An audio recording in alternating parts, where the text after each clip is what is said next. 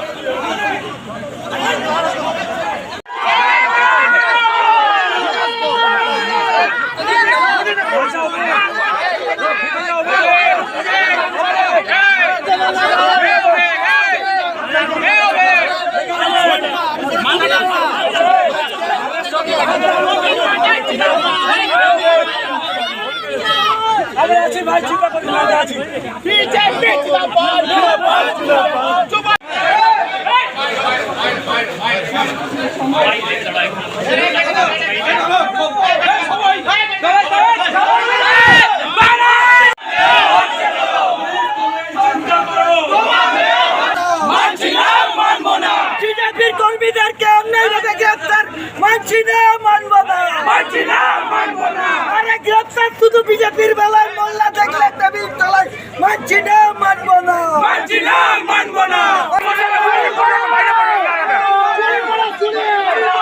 Police তুমি চুরি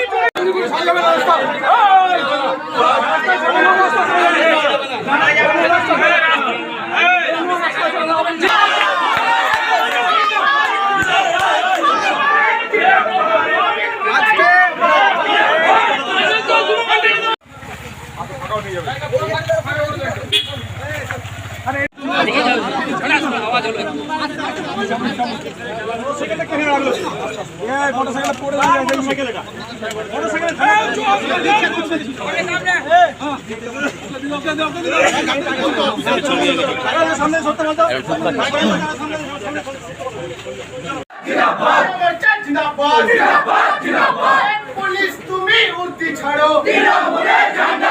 police তুমি উর্দি ছাড়ো। সেটা পশ্চিমবাংলার মানুষের কাছে লজ্জার ব্যাপার।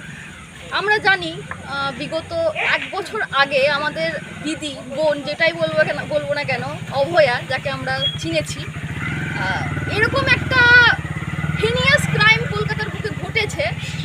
তখন কিন্তু এই পুলিশকে আপনারা কিসের চরিত্রে দেখেছেন বলুন তো? কেউ দেওয়াল ভাঙছে, আর না হলে কেউ প্রমাণ লোপাট করছে, আর না হলে কেউ ওই যে অভয়া, তার মায়ের মাথায় একটা করে ঢিল ছুটছে। কিন্তু এই সব করতে আপনারা ওই সব পুলিশদেরকে, দলদাস পুলিশকে দেখেছেন। কিন্তু একবারও এইটা আপনাদেরকে বুঝতে হবে যে এই পুলিশ কতটা পরিমাণে ভয় পেয়েছে, কতটা পরিমাণে তারা মানে আজকে ভীত, যে হাওড়া থেকে এসে অভিক কুমার মণ্ডলকে এখান থেকে তুলে নিয়ে যাচ্ছে। এদের চরিত্র এটা, এদের কাজটাই এটা।